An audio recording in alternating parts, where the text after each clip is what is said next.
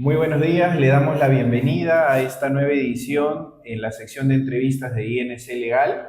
El día de hoy vamos a hablar sobre derechos del consumidor. Para ello es importante que todos tengamos presente que los ciudadanos en su día a día enfrentan diversos problemas jurídicos y son problemas cotidianos, muchas veces relacionados a temas vinculados al derecho del consumidor, que puede estar relacionado a la transparencia de la información que van a recibir los consumidores o a productos defectuosos que terminan comprando los consumidores. Es por ello que es importante que el día de hoy nos acompañe el doctor Henry Alonso Chávez, quien es abogado por la Universidad Nacional Mayor de San Marcos, cuenta con maestría en Derecho Civil y Comercial por la misma Casa de Estudios. Cuenta con una segunda especialidad en Derecho del Consumidor por la Universidad Pontificia Católica del Perú, con un diploma en Gestión Pública por la Universidad San Martín de Porres y el Aula Gaceta Jurídica. Cursa una maestría en Gestión Pública, cursa una maestría en Ciencia Política con mención en Gerencia Pública en la Universidad Antonio Ruiz de Montoya. Se ha desempeñado como profesor de la Escuela de Derecho de la Universidad César Vallejo en las sedes de Lima Norte y Lima Este. Es autor de diversas publicaciones jurídicas a nivel nacional y actualmente se desempeña como apoderado 1 en la Oficina de Asesoría Jurídica del Indecopi, brindando patrocinio judicial y absolución de consultas de diferentes áreas de la institución, como temas relacionados al derecho del consumidor y derecho administrativo. Es importante que tengamos presente que las opiniones que se van a vertir en la presente entrevista son estrictamente a título personal y no vinculan a alguna institución, o en este caso a la institución de Indecopi, donde trabaja el doctor Henry Alonso. Cuando nosotros hablamos sobre el consumidor, partimos de la premisa que se van a presentar diversos problemas en diversos sectores. No tengo acceso a información, me vendieron un producto defectuoso. El tema del consumidor no solamente va a estar pensado a cuando uno va a realizar una compra a un establecimiento, sino también relacionados a temas de transporte, a tema educativo, a tema inmobiliario, entre otros. Para ello, nosotros debemos partir de la premisa de entender qué es el Indecopi y cuál es su función. Y para ello le pido al doctor Henry que nos pueda brindar un alcance sobre ello. Bien, en principio, muchas gracias por la invitación, José. Muchas gracias a INC por esta oportunidad. Y bueno, el derecho al consumidor, aunque parezca mentira, es un tema bastante transversal a las actividades de las personas, ¿no? En este caso, podemos señalar que el esquema general que lo sustenta es justamente la Constitución Política del Perú, ya que su artículo 65 encarga al Estado a proteger a los consumidores y a garantizar el derecho a la información que deben tener ellos, ¿no? Eh, las actividades que podemos tener nosotros en el mercado a la hora de satisfacer necesidades de distinto índole, como pueden ser, pues no sé, ahorita que estamos, bueno, pues esto no estamos grabando en diciembre, en fechas previas a Navidad, mucha gente está yendo a centros comerciales, a mercados y demás, a comprar sus regalos, ¿no? Entonces, la idoneidad, ¿no? De comprar un regalo es lo que muchas personas podrían enfrentar en estas fechas, ¿no?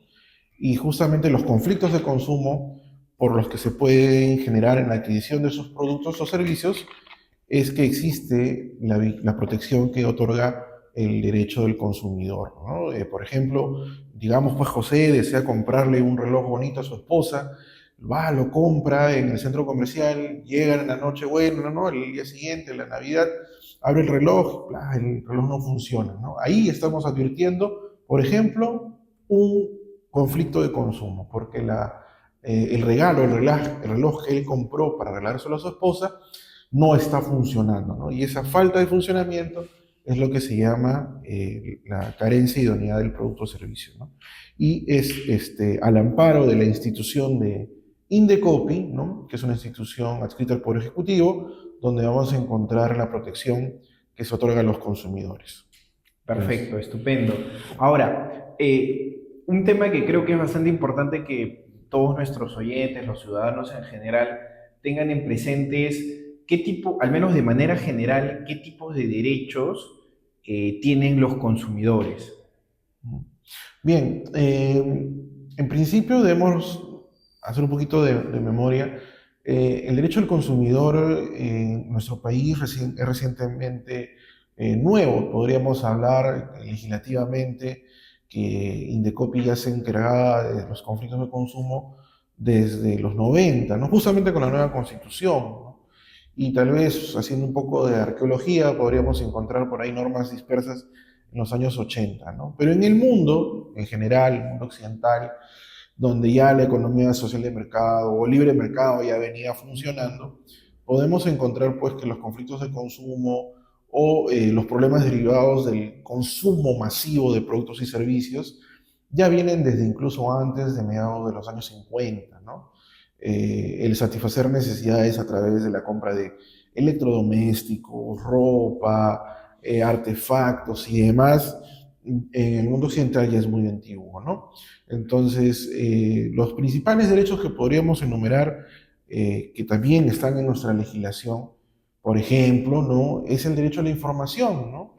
Porque debemos recordar que cuando nosotros nos enfrentamos a una relación con un vendedor o con un proveedor, quien más sabe sobre el producto o servicio es justamente el vendedor. Nosotros nos apersonamos de manera muy puntual y esporádica a adquirir un producto concreto y necesitamos saber información muy puntual, muy concreta, no toda la información vinculada al producto, sino la información sustantiva, puntual, que formule o permita formular nuestra decisión de consumo, nuestra elección de consumo. Entonces, es la información relevante que podríamos decir como el primer derecho del consumidor, ¿no? Acceder a información relevante que le permita tomar una decisión de consumo. Otro derecho también que podremos encontrar será pues que finalmente el producto que adquiera uno o el servicio que uno adquiera tenga pues coherencia justamente con lo que te informaron que era el producto o servicio, ¿no? Por ejemplo, volviendo a esto de las fiestas, ¿no? José, que está muy enamorado de su esposa, nuevamente decide comprarle un perfume, ¿no? Un perfume muy bonito, entonces él irá, no es especialista en perfumes, él es abogado, irá a un centro comercial y averiguará cuestiones fundamentales, ¿no? Qué olor tiene, cuánto dura, qué cantidad viene en la botella, ¿no? Información relevante y el precio también, que le permitirá tomar la elección de consumo, ¿no? Y finalmente, cuando recibe el producto y en su casa lo abra a su esposa y lo huela, lo utiliza, ¿no? Empieza a sentirse el aroma del mismo, pues esperará pues que justamente coincida con la información que le dieron y que debe estar también en el empaque del producto, ¿no? Que tenga el aroma ofrecido, la cantidad de la botella ofrecida y así, ¿no? Y justamente cuando estos derechos fallan, cuando el proveedor incumple estas disposiciones, surgirán otros derechos adicionales, ¿no? Como el cambio del producto, la devolución del dinero, o en algunos casos donde los productos pueden generar daños, por ejemplo, volviendo al ejemplo del perfume, digamos pues que no pasó los controles debidos y el echarse el spray en la piel genera pues reacciones químicas adversas que pueden dañar a la persona, se esperará también que el proveedor responda por los gastos médicos derivados del uso del producto, ¿no? Esos podríamos señalar que son en principio los principales derechos que tiene el consumidor. Estupendo, Henry. Hay una pregunta que seguramente se están haciendo nuestros oyentes y los ciudadanos están hablando de consumidor, consumidor, consumidor, pero ¿cómo identifico si yo soy consumidor? Porque todo el que está presente en una relación jurídica no necesariamente es consumidor. Ujú. ¿Cómo nosotros podemos identificar que en una determinada relación jurídica estamos en una situación en la que podemos ser calificados como consumidor? Sí, muy bien. Y esto es un poco más técnico, de repente nuestros televidentes, oyentes, ¿no? Eh, pueden considerar que es un poco difícil, pero vamos a tomarlo de la manera más sencilla, ¿no? Ujú. El consumidor, en principio el derecho del consumidor que se resuelve, que conoce Indecopi como autoridad competente, se aplica a una relación jurídica llamada relación de consumo. Este es el insumo esencial, el hecho fundamental que tiene que existir para que podamos hablar de aplicación del derecho del consumidor. Entonces, cuando existe una relación de consumo, se pueden resolver a través de Indecopi conflictos de consumo, ¿no? ¿Y qué es una relación de consumo? Es una relación jurídica, efectivamente, como señaló José, compuesta por dos situaciones jurídicas. Por un lado encontramos al proveedor y por otro lado encontramos al consumidor. Y en el medio de ellos encontramos el intercambio de un bien o un servicio, ¿no? Esa es la relación de consumo, ¿no? Pero ¿quién es proveedor en términos sencillos? Bueno, es toda aquella persona que con habitualidad ofrece bienes y servicios y los vende, claro está, en el mercado, ¿no? Por ejemplo, la señora el que me brinda las frutas en la bodega cercana a mi casa. O por ejemplo, el barbero al cual voy todos los fines de mes a cortarme el cabello, ¿no? O por ejemplo, el técnico que está cerca de mi casa y repara mi televisor, mi radio. O por ejemplo, grandes centros comerciales que me ofrecen ropa, artefactos y demás, ¿no? Todos ellos son proveedores, personas que con habitualidad te brindan, te venden, te ofertan bienes y servicios en el mercado. ¿Y quién es el consumidor? En principio somos todos los ciudadanos, pero que adquirimos esos productos y servicios para destinarlos en principio a la satisfacción inmediata de nuestras necesidades, ¿no? Por ejemplo, la fruta que compro en la bodega, bueno, pues para comerla en mi desayuno, ¿no? El televisor que reparo en el técnico de la esquina es el televisor de la sala de mi casa, que uso para ver con mi familia. Eh, el proveedor de la carnicería que no, con el que hago pues, mi bistec, mi bistec lo pobre todos los domingos, o la pollería en la que compro mi pollito con papas, un sábado cualquiera para comer con mi familia. Ellos son los proveedores, todas aquellas personas naturales o jurídicas, ¿no? Que brindan servicios y productos en el mercado. Entonces, esta es la base sustancial que nos permitirá advertir cuándo estamos en una relación de consumo, cuándo aplica el Código de Protección y Defensa del Consumidor y cuándo le compete al Indecopi conocer estos conflictos y resolverlos. Estupendo, Henry. Ahora, seguramente se estarán preguntando, ok, ya tengo claro qué es el Indecopi, qué es el derecho del consumidor, qué derechos tengo, pero cuando se ve vulnerado mi derecho o alguno de mis derechos como consumidor, ¿ante qué institución debo acudir para presentar mi denuncia? ¿Esta denuncia tiene algún tipo de costo? ¿El procedimiento es engorroso o es un procedimiento célere y en el que voy a tener un pronunciamiento en un periodo corto y razonable de tiempo? Claro. Bueno, en principio, cuando un consumidor pues, decide reclamar o denunciar al proveedor que le ha brindado un producto defectuoso o que no es acorde al ofrecido, no es idóneo en principio, es que ya llegamos a una escalada, ¿no? Donde lamentablemente los proveedores no han sabido manejar la situación con los mecanismos legales que existen. Por ejemplo, el libro de reclamaciones es un mecanismo muy importante y que todo proveedor debe tenerlo en su establecimiento y es una vía directa donde el proveedor puede tomar nota de la insatisfacción que tiene su consumidor y atenderlo en un plazo muy corto de 15 días, como dice la ley, ¿no?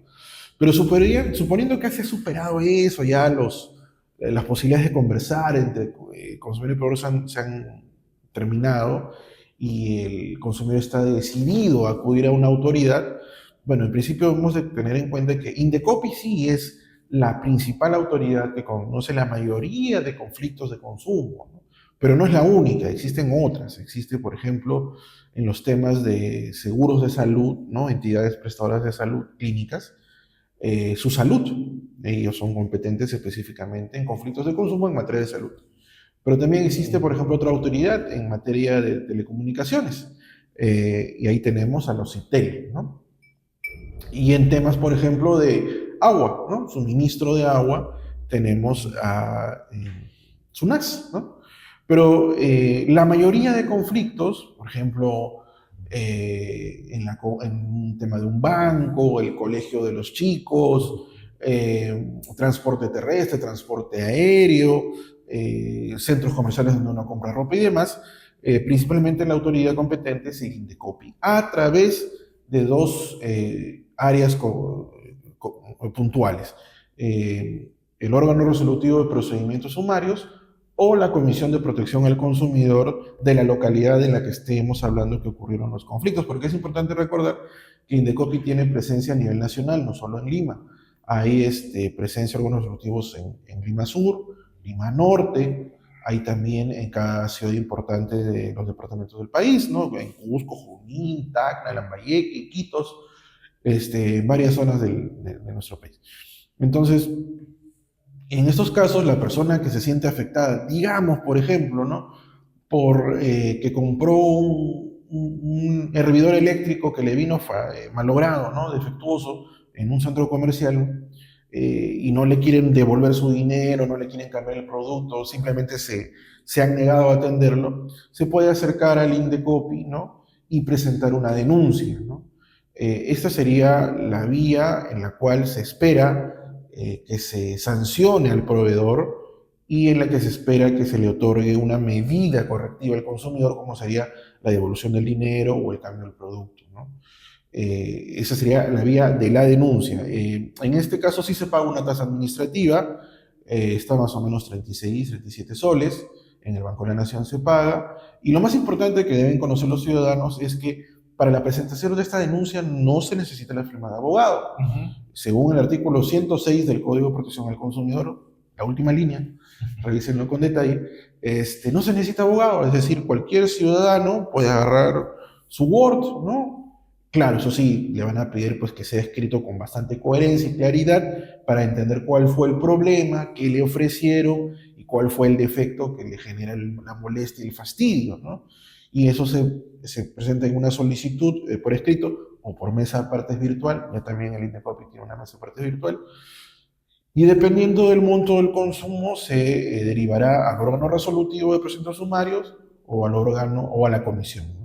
Si el bien o servicio es por un valor menor a 3 UITs, irá a la vía sumarísima. Si es mayor a 3 UITs, irá a la comisión. Y en ambos casos existe la posibilidad de una apelación por cualquiera de las partes ante la decisión que se emita, y existe una segunda instancia, ¿no? En el caso del proyecto sumario, la segunda instancia es la comisión. En el caso de que la comisión sea la primera instancia, la segunda instancia es la Sala Especializada de Protección al Consumidor, y con esa decisión termina la vía administrativa. Correcto. Ahora, hay una duda que surge a raíz del comentario de Henry, y es que cuando efectivamente tú vas y tú presentas tu reclamo ante la empresa que te ha brindado el servicio, te ha brindado o te ha vendido el producto, y no te hace caso, tú acudes a Indecopi. La empresa te ignora, no responde a tu reclamo, tú vas a Indecopi.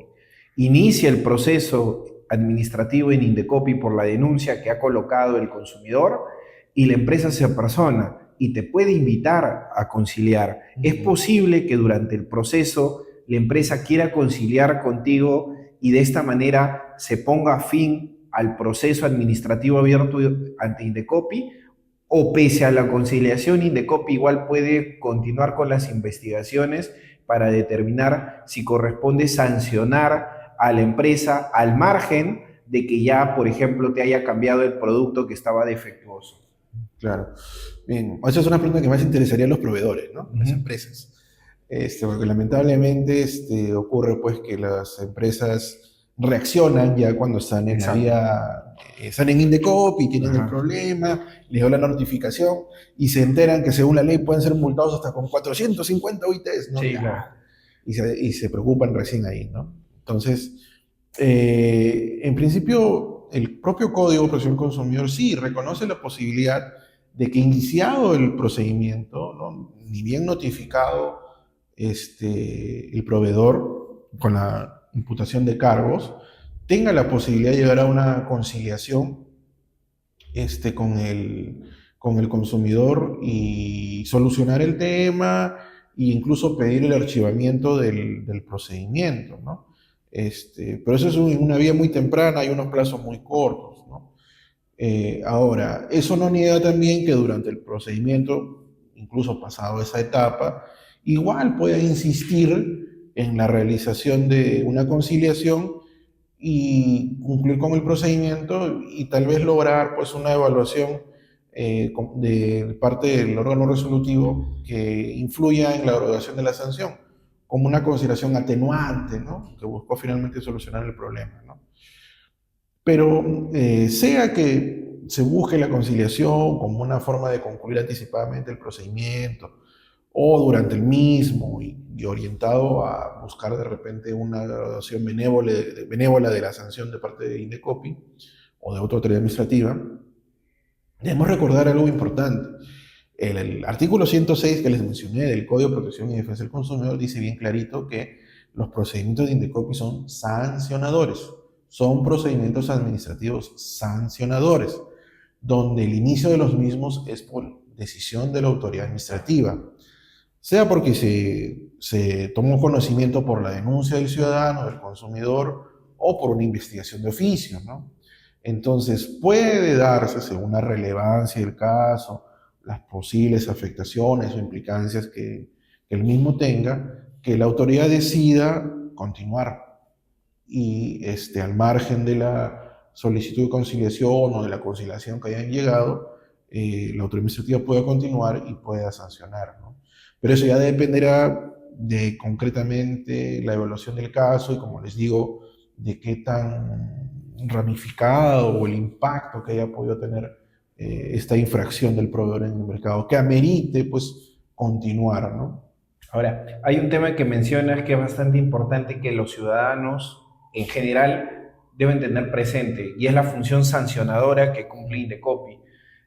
A veces los ciudadanos piensan que por acudir a Indecopi presentan su denuncia, además de recibir la restitución del producto o un cambio del producto que estaba dañado, van a recibir una indemnización a su favor de manera automática, ¿no? Cuando, bueno, en materia de derechos de daños nosotros sabemos que los daños tienen que ser probados tanto en su existencia como en su cuantía. Pero es importante que los ciudadanos conozcan cuál es la consecuencia jurídica o cuál es la consecuencia de recibir un fallo en el que se declare fundada mi denuncia ante Indecopi. Y de repente ahí también podrías puntualizar algo sobre los costos, porque de repente el ciudadano acude a un abogado, Indecopi también puede condenar con la devolución de los gastos que se incurrieron.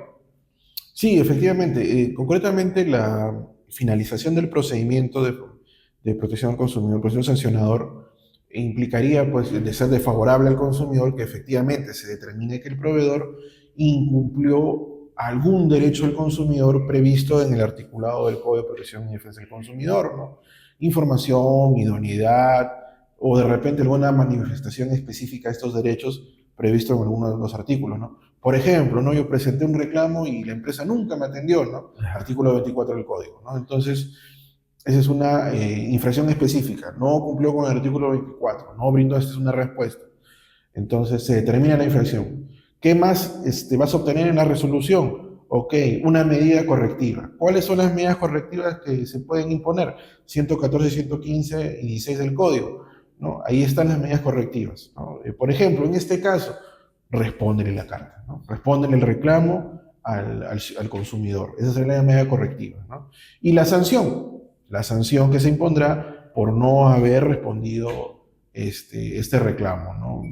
Si mal no me recuerdo, creo que el estándar por ahí está alrededor de 2 UITs, ¿no? Pero hay pues todo un procedimiento de graduación que se realiza en las autoridades administrativas para poder graduar esta sanción.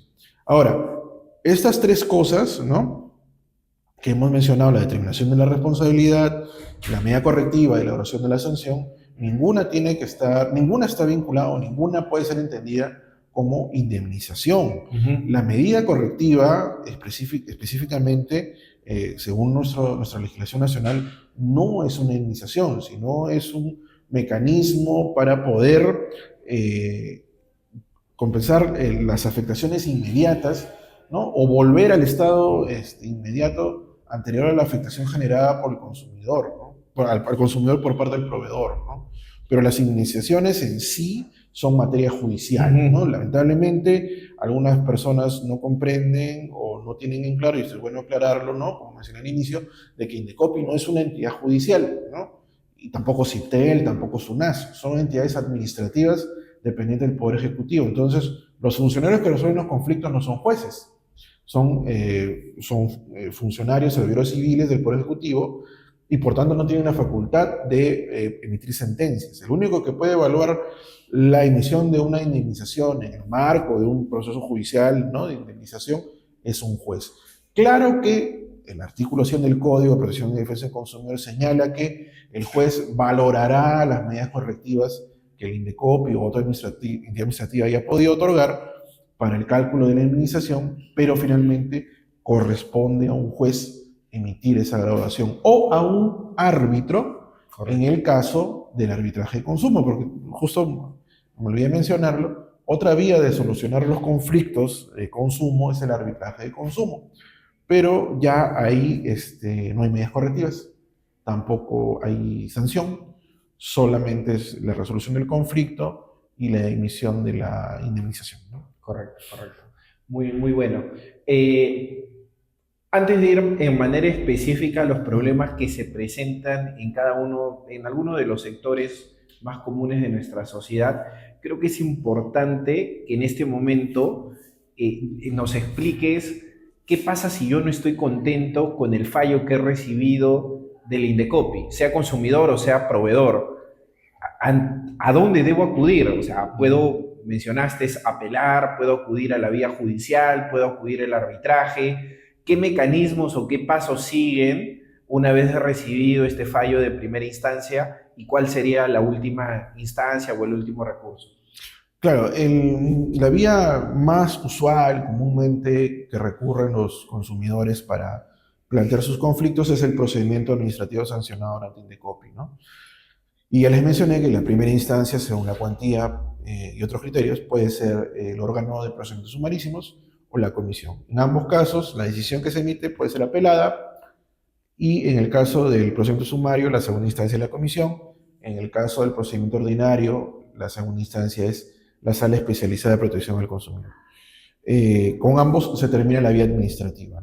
Si yo no estoy de acuerdo como empresa, como proveedor o como consumidor con la decisión de la segunda instancia administrativa de Indecopi, yo puedo cuestionarla en la vía judicial. La vía es el proceso contencioso administrativo. Y aquí es importante tener una tingencia, porque los consumidores a veces les genera frustración, ¿no?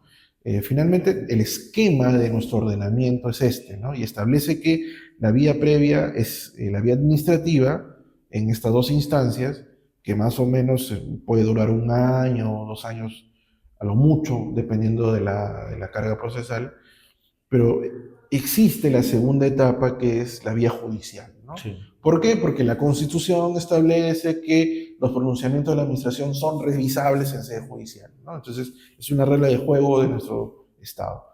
Y como les digo, es a través del proceso contencioso administrativo, donde ahí el proveedor o el consumidor cuestiona la validez de la decisión del Indecopi.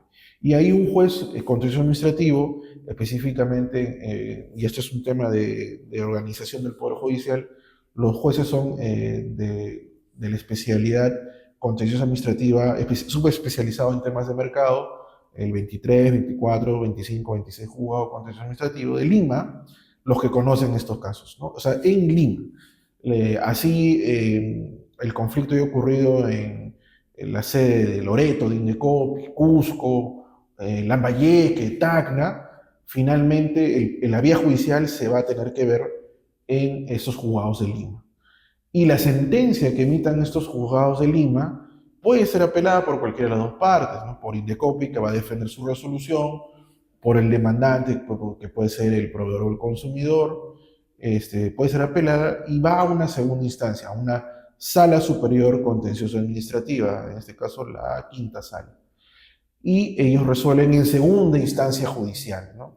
Si está bien la sentencia, la confirman, si está mal la revocan.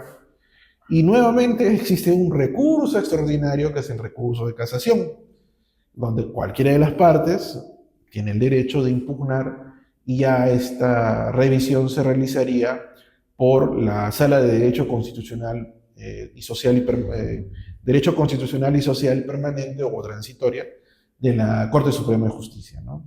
y eso sería casación. Sí, ahora hay un tema que mencionas que de repente no es algo tan cotidiano que deban de saber los ciudadanos, pero en caso decidan activar esta vía judicial, es importante que lo tengan presente, y es que Indecopi se vuelve parte ya en este proceso judicial Ujú. porque tiene que defender la resolución que ha emitido sancionando o Exacto. desestimando la denuncia, y por lo tanto Indecopi sede de Lima va a tener que acoger todos los procesos judiciales que se deriven de las diversas ciudades y se va a concentrar en Lima. Creo que es importante que esto lo expliques para que los ciudadanos sepan si al momento de interponer su demanda judicial también tienen que emplazar a Indecopi, ¿no? Y qué rol cumpliría el Indecopi, ¿sería demandado, codemandado?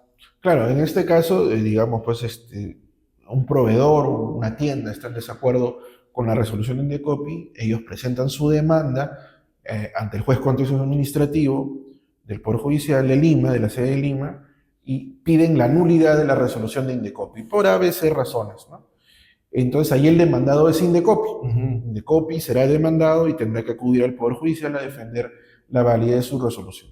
Pero también es importante tener en cuenta que como litis consorte, y este es un término procesal, pero que bueno, en términos sencillos, también será considerado como otro demandado el consumidor que ganó en vía administrativa, ¿no? Y eso es importante mencionarlo porque muchas veces los consumidores se sorprenden, se asustan, dicen, ay, ahora estoy metido en un proceso judicial. Tranquilos, en principio no hay ningún problema porque el principal demandado es Indecopi por la tienda, ¿no? Que ha salido desfavorecida en vía Claro, administrativa. Entonces ahí el Indecopi será quien desarrollará sus esfuerzos en defender esa resolución que favoreció al consumidor correcto. en toda la vía judicial.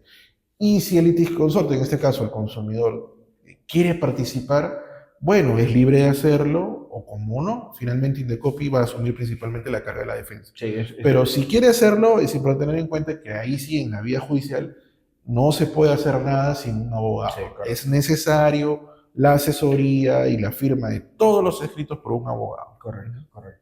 Es muy importante esta información para poder tenerla presente. Pero ahora ya vayamos a algunos sectores en los que se presenta mayor incidencia de vulneración de derechos del consumidor. Y quizás uno de los sectores en los que se presentan problemas es el sector educativo. Me gustaría que puedas compartir con todos nuestros oyentes solamente dos problemas principales que se presentan y qué propuestas o qué ideas de, no de solución, pero al menos de qué acciones tomar si se presentan este tipo de problemas en el sector educativo. Ujú. Bien, bueno, en principio, la recomendación para padres de familia es infórmense, ¿no? Infórmense detalladamente siempre de los términos que brindan o están ofreciendo los colegios. Sobre todo ya se viene marzo, ya se viene la temporada de colegio. ¿No? Tengan muy en cuenta qué cosas les están ofreciendo, cómo se lo están ofreciendo y los costos sobre todo, ¿no? Y de parte de los proveedores, la recomendación siempre será asesórense, ¿no? Busquen información. En la web de Copy hay una cantidad importantísima de folletines, instructivos y demás que pueden descargar, es libre y orientan no solo a consumidores, sino también a los empresarios, a los proveedores, para que tengan en claro la capacitación que debe brindar a su personal para atender correctamente a las personas y no generar falsas expectativas, ¿no? Por ejemplo, ¿no? Uno de los conflictos que siempre se ocurre en el sector educativo es el pago de las pensiones, ¿no? Ujú. Debemos recordar de que por ley, la ley de centros educativos privados, ojo, acá un pie de página, Indecopi solo conoce los conflictos de consumo de colegios privados, ¿no? Todo lo que sean colegios registrados por el Estado, Ministerio de Educación. Ok. Particulares sí son competencia de Indecopi. Entonces, según la ley de centros educativos privados, solo hay tres costos o cobros que pueden realizar los centros educativos privados. Número uno, la cuota de ingreso. Número dos, la matrícula. Y número tres, la pensión. No existe otro costo o cobro permitido por la ley, ¿no? Lo que cumpleaños del profesor, que la pollada de fin de año... El bingo. El bingo no existe, no está en la ley, no es legal, ¿no? O aporte extraordinario para las fotocopias, tampoco. Entonces, deben tener en cuenta también los proveedores que sus costos los deben encuadrar dentro de esos tres conceptos que establece la ley.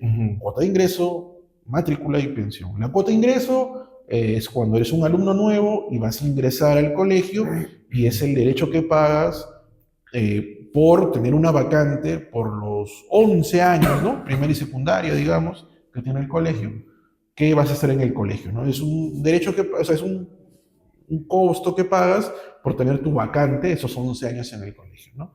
La matrícula es el costo que estás pagando al inicio de cada año escolar y la pensión es la mensualidad, ¿no? Por los meses que dura el servicio educativo, ¿no?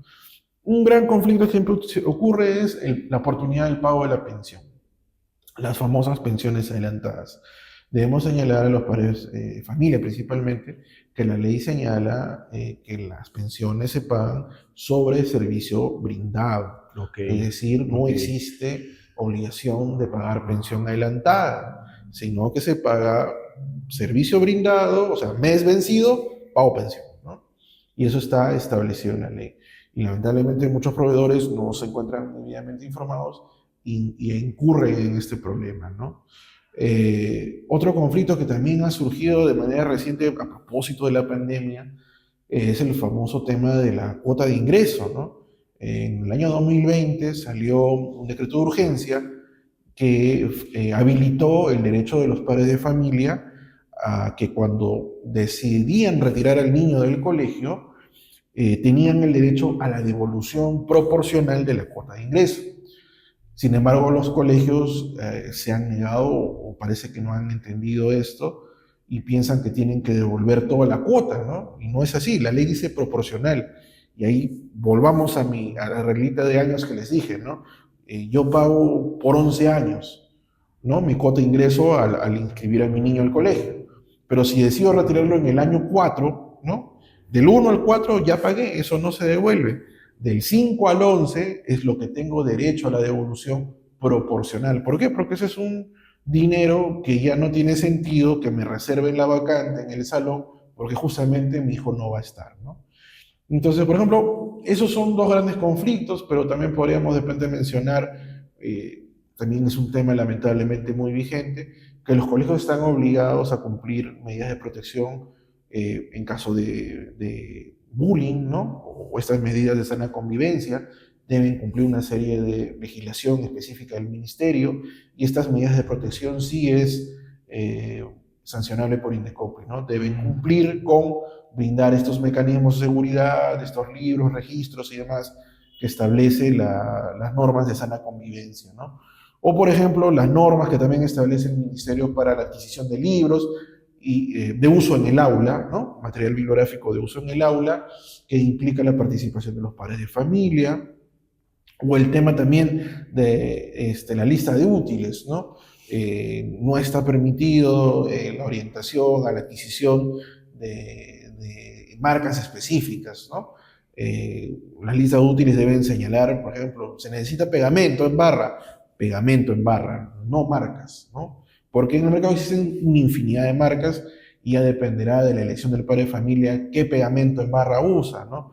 O tijera punta Roma, igual, tijera punta Roma, sin indicar marcas, ¿no? O sin indicar también tiendas, ¿no? Porque eso afecta la libre elección de los padres de familia. Correcto. Eso, por ejemplo, en el mundo de los colegios, ¿no? Es buenísima las recomendaciones, Henry, que nos has dado sobre el tema educativo y en realidad creo que incluso deberíamos tener una entrevista exclusivamente sobre el tema del sector educativo.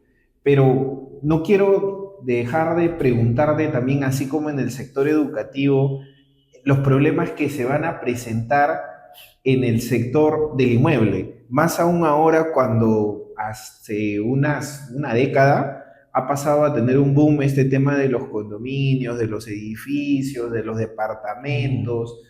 ¿Qué problemas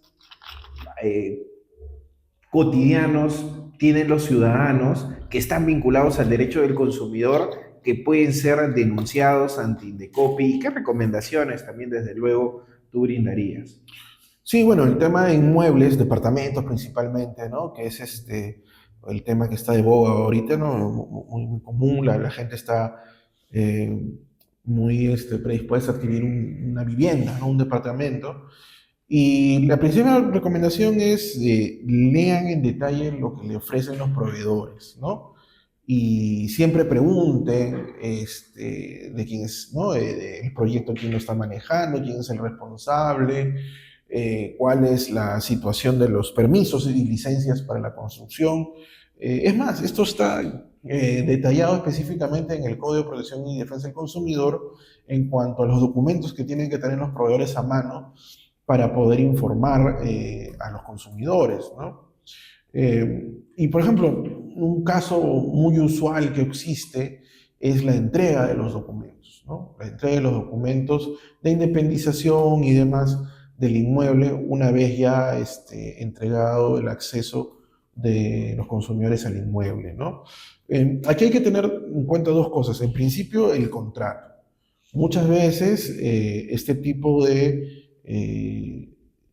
situaciones, es decir, la oportunidad de entregar esos documentos ya está en los contratos, ¿no?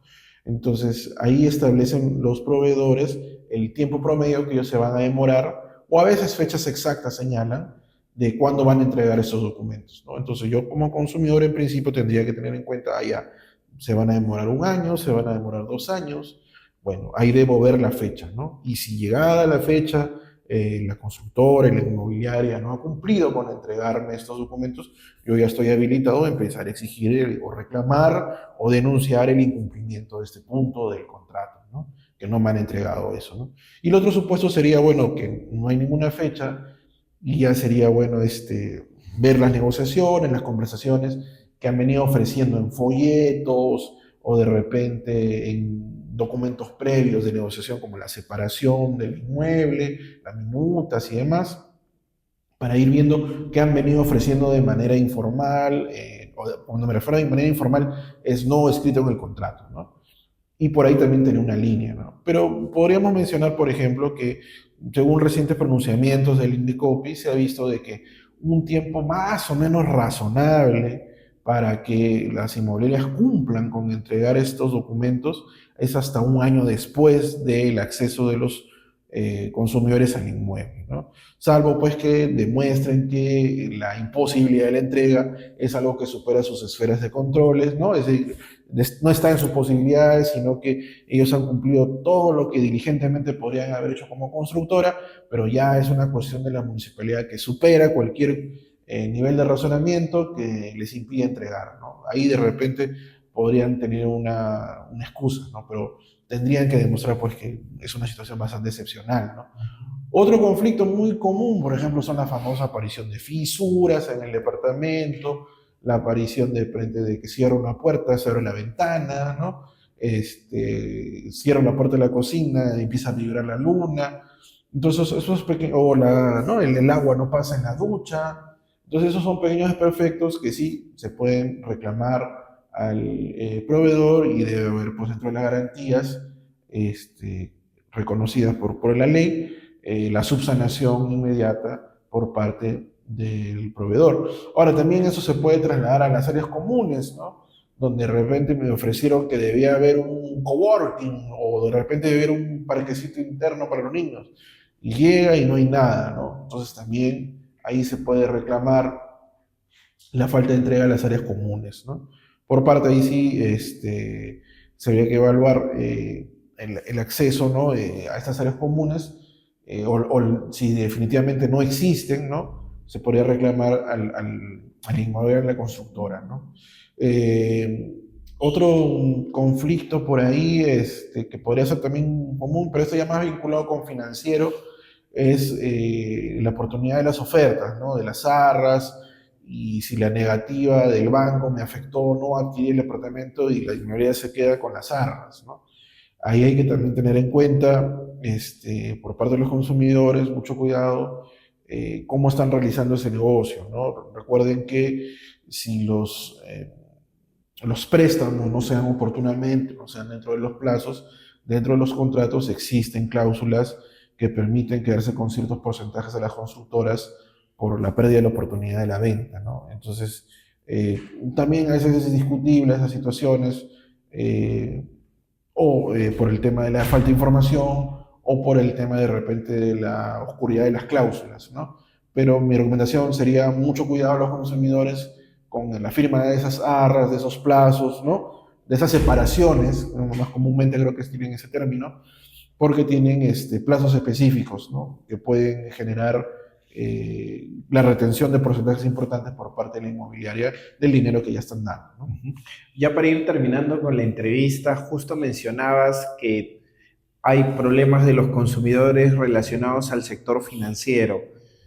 Hemos visto que en el sector de educación, que en el sector inmobiliario se presentan problemas. En el sector financiero, ¿qué tipo de situaciones se presentan que vulneran el derecho de los consumidores y qué recomendación podrías brindarnos?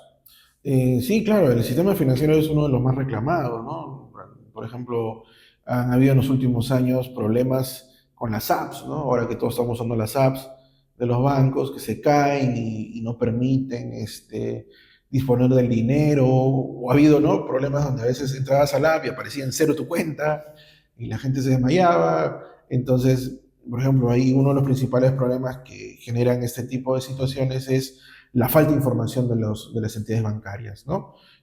Sus call centers no funcionan, generan problemas de conectividad con los ciudadanos, con los consumidores, que se quedan pues en incertidumbre de saber qué pasó, ¿no?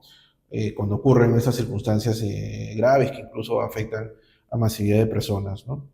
La falta de información, ¿no? Y eso sí es una obligación que tienen que tener las entidades bancarias de mantener informado debidamente a sus usuarios. Otros problemas un poco más concretos e individuales pueden ser los consumos no reconocidos, ¿no? Ujú. Es tanto aplicable a las tarjetas de crédito como o a las tarjetas de débito, ¿no? Recuerden pues que en el caso de las tarjetas de crédito existen dos actores, ¿no? Por un lado está el banco, la entidad financiera, que mantiene activa la tarjeta, y por otro lado, en el caso de las tarjetas de crédito, están las entidades donde yo realizo mis operaciones, ¿no? Por ejemplo, un grifo, una tienda por departamentos, y compro algo, ¿no? Entonces existen medidas de seguridad que estos servicios, estas empresas deben tener, ¿no? Como verificar mi identidad, ¿no? Que yo soy el titular de la tarjeta, chequear que estoy debidamente colocando mis datos en los vouchers, ¿no? Por eso tener mucho cuidado, ¿no? Cuando llenan ustedes estos vouchers en los grifos o en las tiendas, ¿no? De colocar su número de DNI, su firma, que los permita identificar. Y asegurarse también los proveedores, ¿no? De que la persona que está realizando el consumo efectivamente es la titular de la tarjeta, ¿no? O, en el peor de los casos, que de repente ya ha habido un tema más complicado, asegurarse que la tarjeta está operativa y no bloqueada, ¿no? Otros problemas también que a veces ocurren es el tema de la generación de préstamos no requeridos, ¿no? A veces los consumidores toman conocimiento de forma indirecta cuando ya les están cobrando que el banco les generó un préstamo y ellos no lo han solicitado, ¿no? Entonces ahí también tener mucho cuidado con el manejo de los datos y emplazar prontamente a las entidades financieras respecto a la falsedad de ese préstamo, que ustedes no lo han requerido, y facilitar las evidencias necesarias para poder concluir con esa situación, ¿no? Eh, Otros conflictos ya de repente un poco más antiguos a veces podrían ser el cobro de conceptos no informados oportunamente, ¿no? Como cuotas de mantenimiento en algunas tarjetas, o montos mínimos de transacción, ¿no? Para mantener vigente la tarjeta, ¿no? Entonces, ahí también tener mucho cuidado con la revisión de sus hojas informativas respecto a la contratación de las tarjetas, los plazos de vigencia, las membresías, para que luego no sean sorprendidos, ¿no? Es importante tomarse un tiempo, revisar esos documentos, porque ahí al final pueden estar apareciendo conceptos de cobro que no recuerdan, pero que sí firmaron en algún momento, ¿no? Estupendo.